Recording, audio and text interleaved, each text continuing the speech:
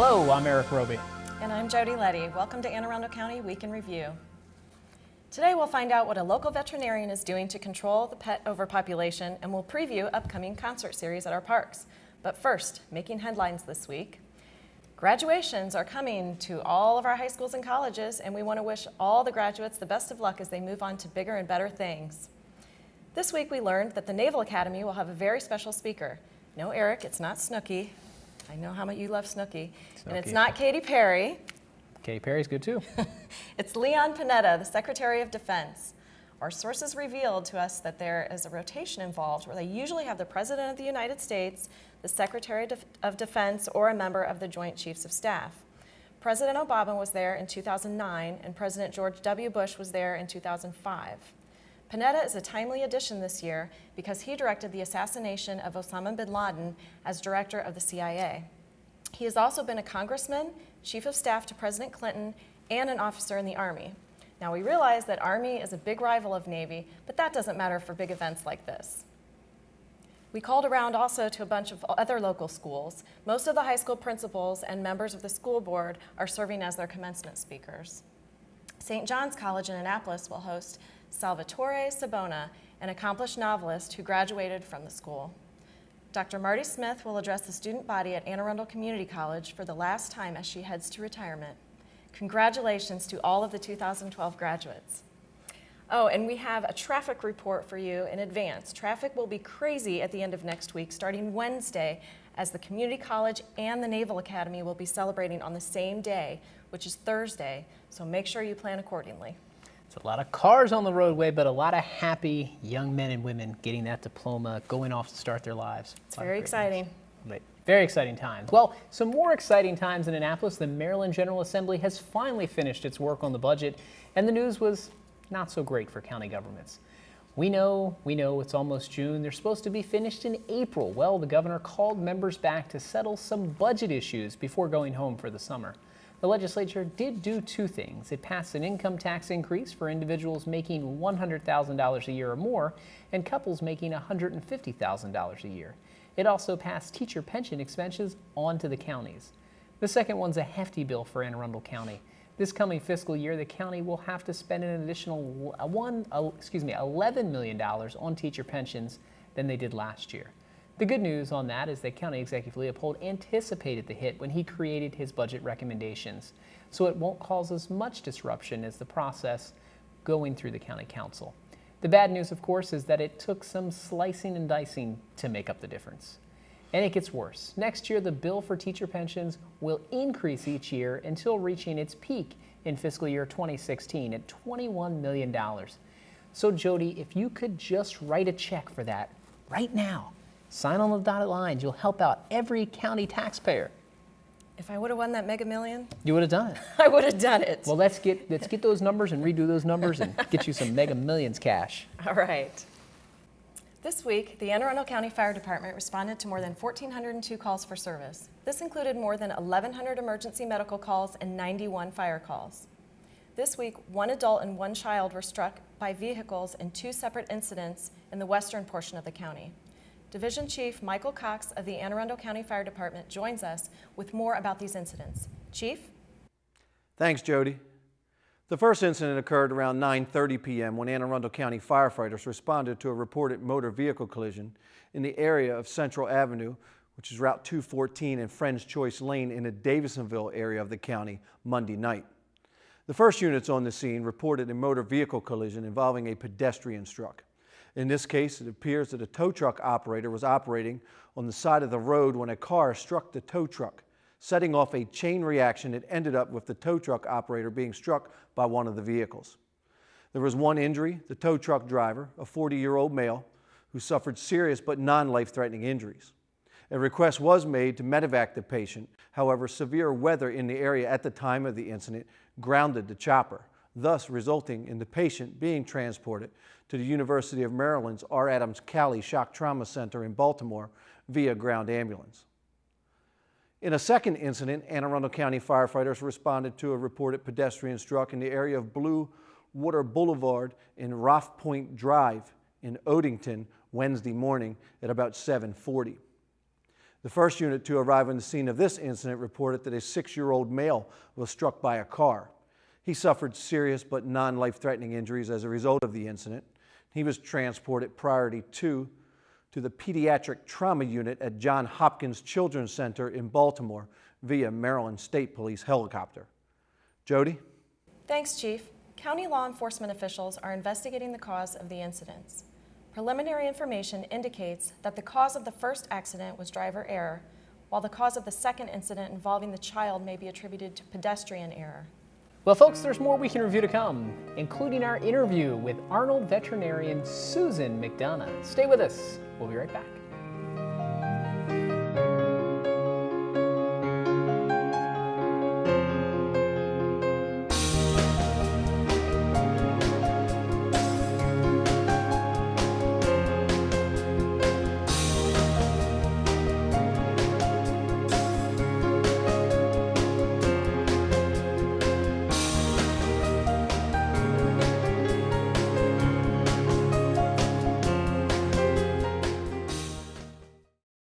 Yo, check out this chef, right? Right? That's so gay. It's really gay. Dude, look at those pants. Please don't say that. What? Don't say that something is gay when you mean that something is dumb or stupid. It's insulting. It's like if I thought this pepper shaker was stupid and I said, man, this pepper shaker is so 16-year-old boy with a cheesy mustache. Just saying. When you say that's so gay, do you realize what you say? Knock it off. Welcome back. And today we have some special guests with us. We have Dr. Sue McDonough, and we have her vet tech, right? Mm-hmm. Jessie, and our very special guest, a Pekingese named Ollie. And he has been a happy patient of Dr. Sue and Jessie, and they're going to tell us about a fairly new low-cost spay and neuter clinic that Dr. McDonough has opened in Millersville. So welcome to the show. Thank you. And tell us all about it. Why is it important to spay and neuter?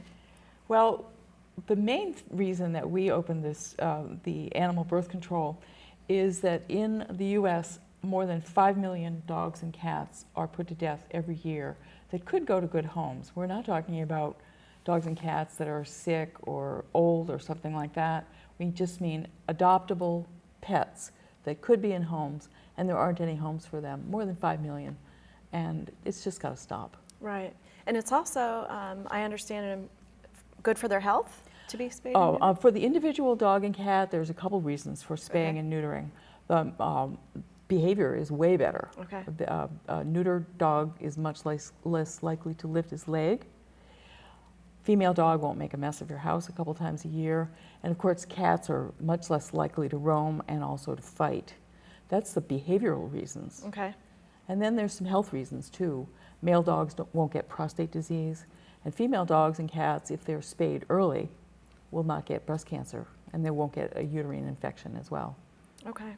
So it's a really good, it's a reason for population, and it's a good reason for the individual pet. Okay, so tell us about your clinic. What are the costs and other qualifications? Do you only take certain patients, or how's it work? We started animal birth control about 6 months ago now, and with the intention of lowering the number of unwanted dogs and cats. And we're open to the public. There are no income requirements, and we do keep the costs low as we possibly can, with the intention of getting as many animals spayed and neutered as possible. Okay. Are there standard costs, or does it depend on what has to be done? For a young, small male dog, it's about $80. Okay. For a large, really large female dog that's older, it might be twice that much. And how is that compared to your regular veterinarian? It's usually it's cheaper than a regular veterinarian, but you remember the full-service veterinarian has a whole hospital to support, so their overhead is higher, and they can do a lot more than we can. They have a lot more equipment for diagnosis and for treatment of other medical problems, just as a human needs a pediatrician as well as a cardiologist. Well, we are the Jiffy Lube of animals. We do that one thing, and we do it. And you do it well. We think we do it well. I hope we do it well. But you do need a private So that is full-service important. hospital also. You Sure still do. need your regular Absolutely. veterinarian for checkups and Absolutely. vaccinations. We do all of the services that happen at the same time that the dog or cat is spayed and neutered. Okay. Shots and worming and things like that. But then the follow-up care, you should go to your private vet for sure. So if I bring in my dog for a spay or neuter, what's my drop-off time, and do I pick up same day? How does that work? Well, not everybody's going to like to hear this. We have drop-offs at 7 o'clock in the morning. Okay. And you'll be asked to pick up your dog later in the morning. And one of the reasons that we can keep the costs down is that you're going to provide the nursing care that usually or very often a full-service veterinarian will keep your pet a day or two, but we don't do that. So you're the nurse. We're the doctor, you're the nurse. And how much nursing experience do I need to have? Probably none. Okay. We do dispense pain medication, and that has the side effect of being a little bit of a tranquilizer, so it takes the edge off them. The challenge is to keep them from licking the incision. Sometimes you can put a little child's onesie. Ollie had a little onesie, like a little coverall thing. A t-shirt works, and those ugly but very effective Elizabethan collars also work to keep them from licking. Okay. And I understand that you both work with our own Anne Arundel County Animal Control, correct? Yes, we do. Correct, Jessie yes. and I have I've been the vet, and Jessie's been my tech for almost 8 years there now. And actually, that's where we got the idea to do animal birth control. At Animal Control, we do probably around 1,200 animals a year. That's amazing. And it's just not enough. So now we have another way of doing some more of them. So whether or not you've adopted a dog from Animal Control, you still have a low-cost alternative to get your pet spayed or neutered. That's I hope excellent. so. I sure hope so. Thank you. And both are right there in Millersville. Yes, yes, we're in Millersville on Veterans Highway, across the street and slightly to the north of Animal Control. Okay. Looks like Ollie's getting excited here. Yes. He's been very calm, and now all of a sudden he's getting excited. He probably remembers his experience. So, as I understand it, Ollie came from Anne Arundel County Animal Control. He did, yes. And what made you decide to adopt Ollie? Well, he's just a really nice dog, and he's just one of the many great dogs that the Animal Control has for adoption, and there's just something great about him. He's very sweet and lovable, and how could you resist this face? Yeah, hopefully we can get a good close-up shot of Ollie there. Oh, good. Stick his tongue out. Oh, yes. I think If you make him lick, he'll stick his tongue out. Oh, he's sneezing on me. Sorry, I'm making you sneeze, Ollie.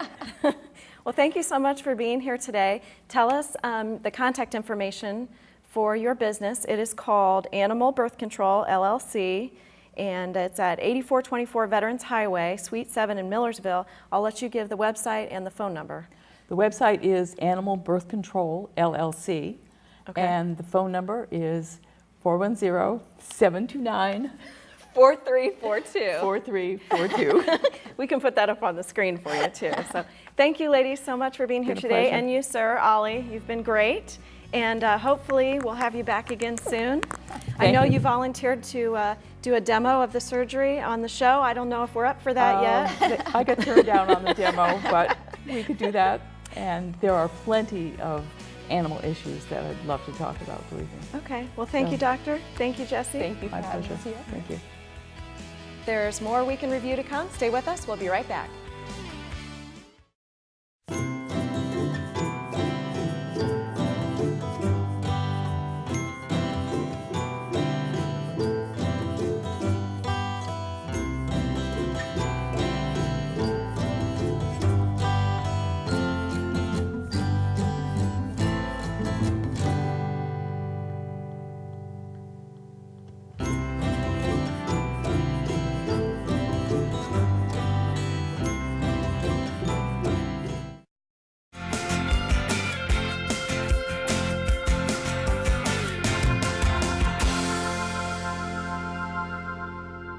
Welcome back. On May 11, 2012, at approximately 7:50 p.m., officers from the Northern District responded to the area of Route 648 and Camp Meade Road in Linthicum for a citizen complaint of an assault. Joining us now is Public Information Officer Justin Mulcahy with further details on the investigation. Justin. When officers arrived, they spoke with a witness who stated that he had observed a male suspect assaulting a female and attempting to take her purse. The witness intervened and the suspect fled the scene. Now, Northern District officers responded and made contact with a 23-year-old female victim who indicated that she was walking in the area when a male suspect accosted her at the intersection of Route 648 and Boulevard Place. The suspect then demanded money and a struggle ensued over her purse.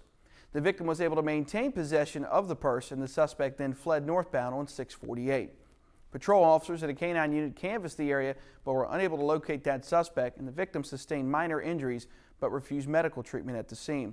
The suspect's being described as a black male in his 20s, approximately 6 feet 2 inches tall, last seen wearing brown or a tan hoodie, blue jeans, and Timberland boots.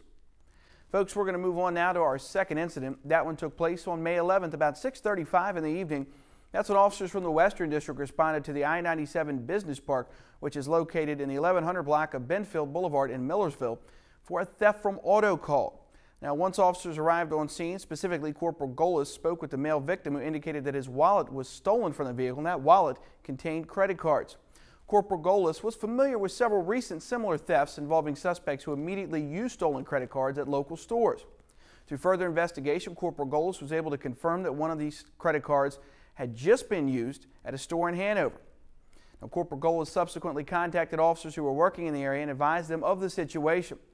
Now, several officers, along with security personnel from the store, utilized video surveillance. They were able to locate 3 suspects in the process of actually attempting to make purchases using the stolen credit cards. While the officers maintained visual contact with the suspects, Corporal Golis responded to the store and was able to apprehend all 3 suspects as they were exiting. One of the suspects arrested, Malcolm Marcel White, had previously been identified in several theft from auto and credit card fraud incidents and had 4 open arrest warrants. All 3 suspects were charged with theft, credit card fraud, and destruction of property, and the investigation is ongoing. As mentioned, the first suspect is Malcolm Marcel White, age 20, of Severna Park, Maryland. Second suspect in this case is Justin Malik Kuntz, age 21, of Severn, Maryland. And the third suspect is David Devers, age 19, of Glen Burnie. Now, folks, as we always say, if you have any information on any crimes or suspects mentioned on the show, don't hesitate to call, email, or text your tip to Metro Crime Stoppers hotline. It's available 24 hours a day, toll-free at 1-866-7-LOCK-UP. Second option, text message MCS plus your message to crimes. That's 274-637. Or visit the website at www.metrocrimestoppers.net. Remember, phone calls are not recorded, callers remain anonymous, and you might even be eligible for a cash reward of up to $2,000. Back to you. Thanks, Justin. Hopefully those guys won't try to steal stuff from cars. I mean, allegedly, of course. The weather is nice and the produce is fresh. So how about checking out a farmer's market? In today's Community Spotlight, Mark Chang has information about the Baltimore-Washington Medical Center Market in Glen Burnie. Mark? Thanks to both of you in the studio. Well, spring is in full bloom, and so is the Baltimore-Washington Medical Center's Community Farmers Market. And with me today, I have Kevin Servak, who's media relations for the hospital. Kevin, first of all, it's a very nice day out here, and could you tell us about why the hospital is sponsoring this and the logistics of it? Sure, Mark. Well, number one, thanks for coming out on this beautiful day. Great for a kickoff. Really what the hospital wanted to do is we wanted to host a farmer's market for the community, to give the community access to fresh produce. A lot of it is organically grown and so forth. Many people know that a well-balanced, healthy diet leads to a healthy lifestyle. So that's why the hospital is really behind this and pushing this for our community. Okay, great. And when is the farmers market? Sure. Well, we're actually hosting the farmers market several times. It kicks off today, May through October. We'll host it every Friday here at the hospital, 301 Hospital Drive. That'll be from 11 a.m. to 3 p.m. And then, it's the second Friday of every month, 11 a.m. to 3 p.m. Okay. And then the first and third Saturday of each month, which is 9 a.m. to 1 p.m.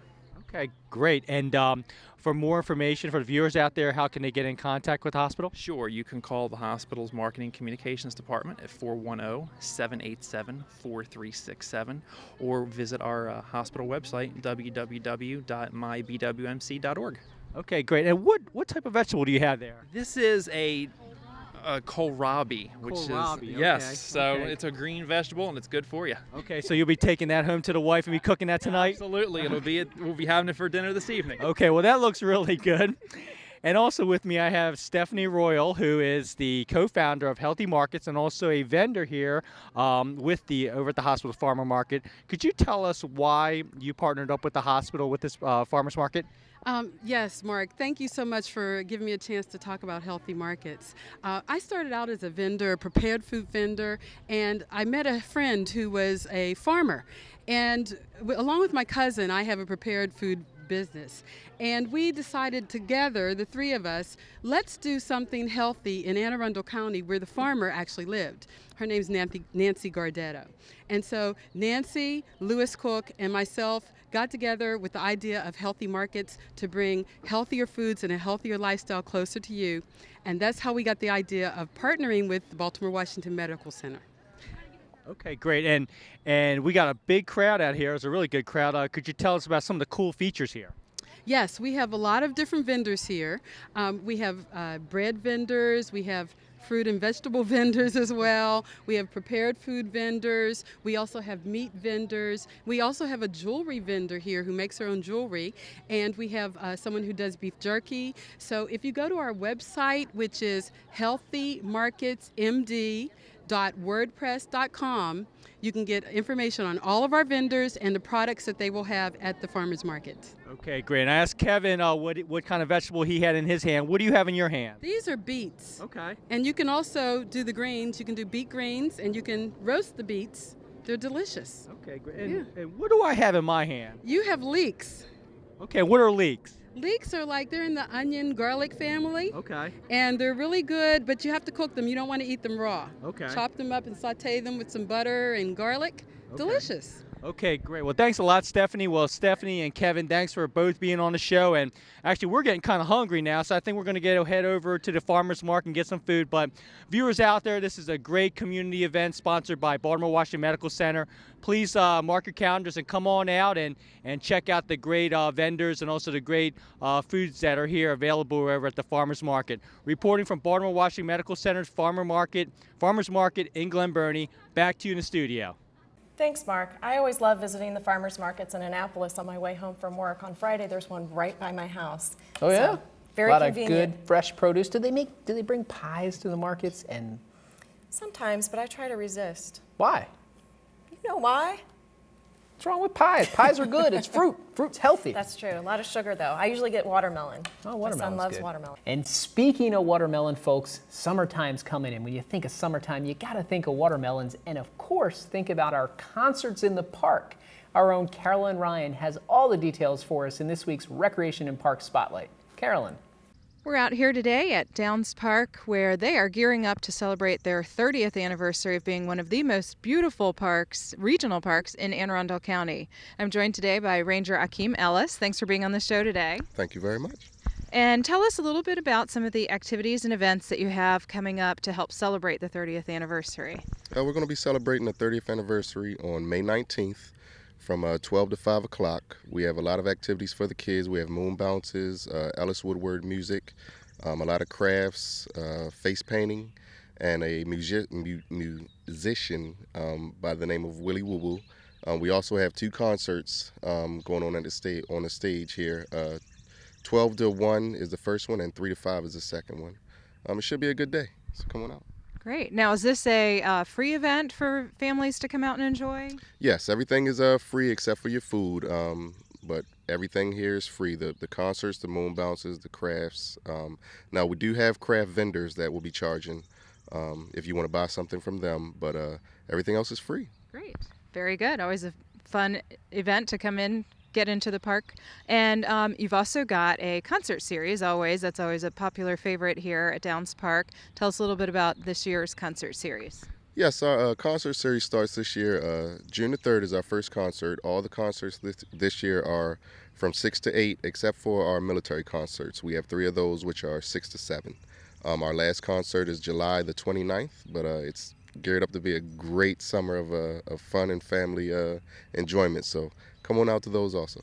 Great. Now you also offer, I believe, free park entry for the concert series as well. Yes, all of our concerts are absolutely free. You come in and set up a table and a chair and enjoy. Great. Now, can folks call the park for more information? Yes. Okay, and what is that number? The park number is 410-222-6230. Great. And you can also always get information on our website, www.aacounty.org/recparks. So make sure you put this on your calendar, come on out and help Downs Park celebrate their 30th anniversary. Back to you in the studio. Thanks, Carolyn. I absolutely love Downs Park in the summertime and even the springtime. But stay tuned because we'll give you a weekly lineup for various bands that'll be at Quiet Waters and Downs Park. And remember, the admission to Downs Park concerts is, get this, free. So you can't beat that, folks. Get out there and enjoy yourself this summer. Well, congratulations are also in order for one of our own. Uvola Peters, Special Assistant to the County Executive, who handles human relations and minority affairs, was inducted into the Community Action Agency Hall of Fame this week for her years of service. Now, this just isn't for volunteering a little bit or for a little bit of work. This is a woman who helped start a local agency helping the poor in 1965. She started out as a volunteer teaching low-income children at the Stanton Center in Annapolis how to play the accordion. So cool. She was certainly qualified since she had a master's degree in music education from Boston University. She later became a teacher at Cochran Junior High School before returning to the Community Action Agency in 1969. Before long, she was the CEO and served in that capacity for 15 years. She tried to retire and become a consultant, but she was needed again and came back in 2001 as executive director. We want to thank Uvola Peters for all of her hard work to benefit those who need it the most. Congratulations to her and all the other Community Action Agency Hall of Fame inductees. Now, I had the opportunity yesterday afternoon, evening to spend with Ms. Peters. Yes. At the new Healthy Anne Arundel Coalition grand opening kickoff celebration. And as part of that, I got to see a little how her music education came into play. We had to get up and do an interactive dance. Oh, what kind of dance? Will you show us? I will not show you. Oh. Maybe Okay. Uvola can show us. you because she was much better than me. She was right beside me. That doesn't take I much followed to her do. lead. Come on now. I followed her lead, and it was a nice kickoff And to the that's event. who you need to follow. That lady's phenomenal. We love Uvola Peters. You know, not only have I had the opportunity to work with her for 6 years, but she's become, you know, just an inspiration to many people in how she carries herself. She's the most friendly person, even more friendly than me. Can you believe that? She's just a great woman. She is just unbelievable. Does a great job Well, she for the doesn't county. tease me like you do. No, that's true. That's true. I No, do she's that. a wonderful woman, and anybody would be well advised to follow in her footsteps. That's right. And speaking of wonderful things, this Healthy Anne Arundel. This is a great new program that's really going to, it's kind of mirrored after what Howard County has done, but it's really going to promote a healthy lifestyle here in Anne Arundel County. And what better time to do it than May when the weather's 75 degrees out? Get people out there walking. Get people out there actively doing activities in the great outdoors. That's right. At the kickoff, we all had to make a pledge of what we were going to do to make ourselves more healthy. And what is your pledge? What are To you doing? dance more. To dance more. Watch out, folks. It ain't pretty. It ain't pretty at all. He doesn't know. Well, folks, that wraps up this week's edition of Week in Review. You can certainly watch this episode online anytime at www.aacounty.org, and you can see Jody's dance moves there as well.